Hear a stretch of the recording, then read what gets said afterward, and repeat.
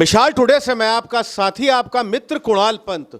साथियों, इसी निकाय चुनाव 2023 इस कड़ी में अब हम पहुंच चुके हैं मनकामेश्वर वार्ड, जहां हमारे जो साथी ठीक बगल में बैठे हुए हैं, ये किसी परिचय के मोहताज नहीं हैं। बहुत ही अपने आप में सशक्त, ऊर्जावान और बहुत ही प्रखर यहाँ के जो वार्ड के हैं, मनकामेश्वर वार्ड के हमारे भाई रंजीत सिंह जी। रंजीत सिंह जी, मिसाल टुडे में आपका स्वागत है। हमसे बात करने का आपको बहुत बहुत धन्यवाद और अनेकों स्वागत। क्या कहना चाहेंगे इस वार्ड के बारे में? बहुत बहुत धन्यवाद आपका। मिसाल टुडे का मैं हृदय से धन्यवाद देता हूं। और चूँकि चुनावी बेला है, मनकामेश्वर वार्ड ही नहीं बल्कि पूरे लखनऊ में इस समय 4 मई को चुनाव होने हैं। मैं आपके मिसाल टुडे के माध्यम से निवेदन करूंगा कि जो चुनाव चल रहा है, इसमें प्रत्याशी की पहचान की सख्त आवश्यकता है और चुनाव के समय में किसी के बरगलाने पे या फिर तमाम ऐसे अफवाह भी उड़ाए जाते हैं, उन अफवाहों में ना आकर सीधे पार्टी और प्रत्याशी के बारे में विचार करें और क्या सही है क्या गलत है, इसका निर्णय आपको स्वयं से लेना है। और 4 मई को वोट करने के लिए आप अपने घर से निकलकर मतदान स्थल तक जरूर पहुँचें। रंजीत भाई, इससे बड़ा आपका मुख्य मेरा प्रश्न बनता है, पिछले करीब 3-4 जो निकाय चुनाव हैं, आप भाजपा के यहाँ से एक बहुत ही सशक्त दावेदार, बहुत ही प्रबल दावेदार हमेशा रहे और ये सीट मनकामेश्वर वार्ड की आपने हमेशा से जीती। मूलभूत सुविधाएं, जिसको हम अपनी बेसिक एमिनिटीज़ भी कहते हैं, जैसे बिजली, पानी, सड़क, नदी, नाले, खड़ंजे, यहाँ पर आपने बहुत प्रमुखता से काम किया हुआ है। और आपका तो एक बहुत ही बड़ा योगदान, जैसा कि हम सभी जानते हैं कि स्वच्छ गोमती मिशन के तौर पे भी आपने इसमें बहुत अथक प्रयास किया हुआ है। रंजीत भाई, विस्तार से जो बताएं कि अभी तक के आपके कार्यकलापों में आपकी पदयात्राएं शुरू हो गई हैं, आप लगातार हर घर परिवार में बहुत अच्छी पैठ रखते हैं, लगातार आप मिल रहे हैं, आप पदयात्राएं कर रहे हैं, प्रचार प्रसार पूरे जोरों में है।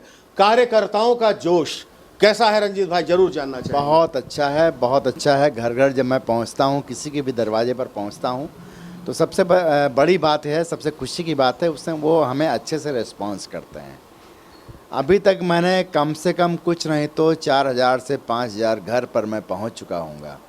जहां पर पहुंचा, जिसका भी दरवाजे पर मैं गया निवेदन करने के लिए, सभी ने मुझे हंसकर मेरे निवेदन को स्वीकार किया है। तो हमें लगता है कि भारतीय जनता पार्टी के प्रत्याशी के रूप में मैं पिछले 3 कार्यकाल हमारे बीत चुके हैं और चौथे कार्यकाल में फिर मैं जनता के बीच में जा रहा हूं। तो जनता का जो स्नेह, जो प्यार, जो आशीर्वाद मिल रहा है, उससे निश्चित तौर पर जीत सुनिश्चित है। और भारतीय जनता पार्टी के एक प्रमुख प्रत्याशी के रूप में मैं निश्चित तौर पर 4 मई को वोटिंग होगी और उसके बाद जब 13 मई को काउंटिंग होगी, तो आपका ये प्रत्याशी रंजीत सिंह निश्चित तौर पे जीत लेकर आगे बढ़ेगा। हम तो चाह रहे हैं आपकी इस बार की एक अभूतपूर्व जीत रहे। जो अभी तक के आपके इतने रिकॉर्ड कायम हैं, पिछले 3 निकाय चुनाव में जो आपने रिकॉर्ड कायम किए, उससे भी अधिक बढ़ चढ़ का आपका ये रिकॉर्ड बने। और हम सभी ये चाहेंगे, क्योंकि आपकी जो मैंने जितने भी पूरे क्षेत्र में दौरा किया और देखा, सभी बहुत प्रसन्न रहे। और जितने भी जो बेसिक सुविधाओं के बारे में इससे भी मैंने पहले बात करी, अगले 5 वर्ष जो आप जरूर चुनाव में जीते, विजयी रहें। आपके और कार्यकाल अगले 5 वर्ष की योजनाबद्ध तरीके से आप क्या समझते हैं, आपने क्या बना रखी है और आपके दिल मन में क्या क्या योजना है? अगले 5 वर्ष की प्लानिंग बहुत स्पष्ट है और जब भी कोई चुनाव आता है, मैं अपने नगर निगम के निकाय से संबंधित चुनाव की बात कर रहा हूँ, तो हमारी प्लानिंग बिल्कुल स्पष्ट है। अगले 5 वर्ष में जहाँ जहाँ पर अभी जो चीज़ें कुछ स्थान पर विकास कार्य रुक गए हैं, जहाँ पर नहीं हो पाए हैं किन्हीं कारणों से, अगले 5 वर्ष में उनको पूरा करने की पूरी कोशिश करूँगा। और सबसे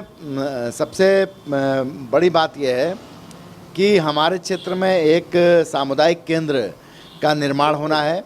जो यहाँ पर एक सुलभ शौचालय हुआ करता था, बहुत ही गंदी जगह हुआ करती थी, आज उसको तोड़वा कर मैंने एक प्रस्ताव नगर निगम में दे रखा है और सामुदायिक केंद्र बनवाने के लिए, जहाँ पर गरीब लोग, मध्यम वर्ग परिवार के लोग वहाँ पर अपने फंक्शन कर सकते हैं, अपने शादी विवाह या और तमाम जो कार्यक्रम होते हैं वो कर सकें।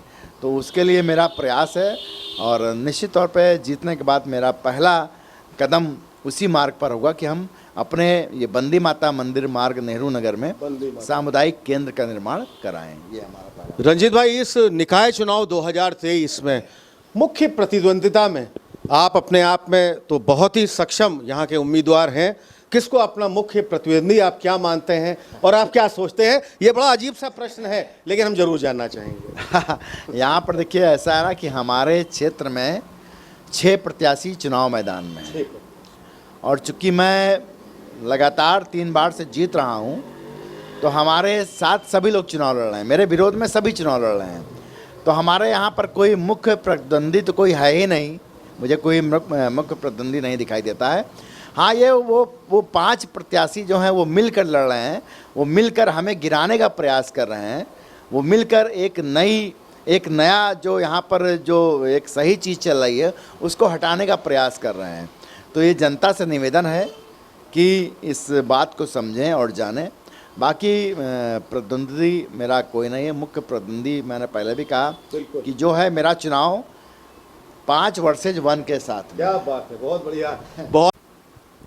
रंजीत भाई, आपसे एक मेरा बड़ा प्रमुख प्रश्न ये भी बनता है कि एक राजनीतिक शक्ति जो आपको इतने चुनाव में, इतने निकाय चुनाव जो अभी तक आपने जीते भी हैं, ये आपकी जो राजनीतिक शक्ति, अगर मैं इसका एक प्रेरणा स्रोत भी कहूँ या सोर्स ऑफ इंस्पिरेशन, वो आपको कहाँ से मिला, कैसे मिला, और इसके बारे में हमारे दर्शकों को आप जरूर बताइए।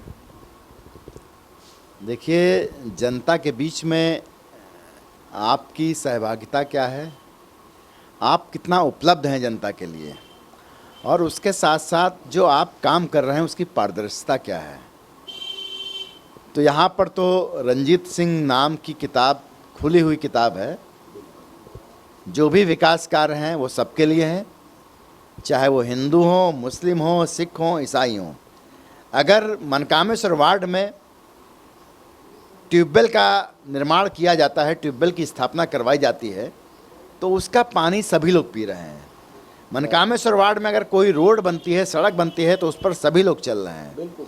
तो यहाँ पर बहुत स्पष्ट है कि हम पारदर्शिता के साथ में अपना काम कर रहे हैं और भारतीय जनता पार्टी के एक साथी होने के नाते, भारतीय जनता पार्टी के एक सदस्य होने के नाते, हमें हमारा जो शीर्ष नेतृत्व है वहाँ से जो हमें दिशा निर्देश मिलता है, और वहाँ का दिशा निर्देश स्पष्ट है कि अंतिम पंक्ति में खड़े हुए अंतिम व्यक्ति तक सरकार की योजनाएं पहुंचनी चाहिए। हमारा उद्देश्य पंडित दीनदयाल उपाध्याय जी की उस पंक्ति से है और उस पंक्ति को पूरा करना भारतीय जनता पार्टी का कर्तव्य है, और हम सब उसी कर्तव्यों का निर्वहन कर रहे हैं कि जो भी सरकार से योजनाएं आती हैं या मान के चलिए जो नगर निगम से रिलेटेड जो भी काम होते हैं, तो हमारा उद्देश्य यही रहता है कि पंक्ति में खड़े हुए अंतिम व्यक्ति तक वो विकास पहुँचे, वो सारी योजनाएं वहाँ तक पहुँचें। तो हम इसी प्रकार से काम कर रहे हैं, यही मेरी शक्ति है।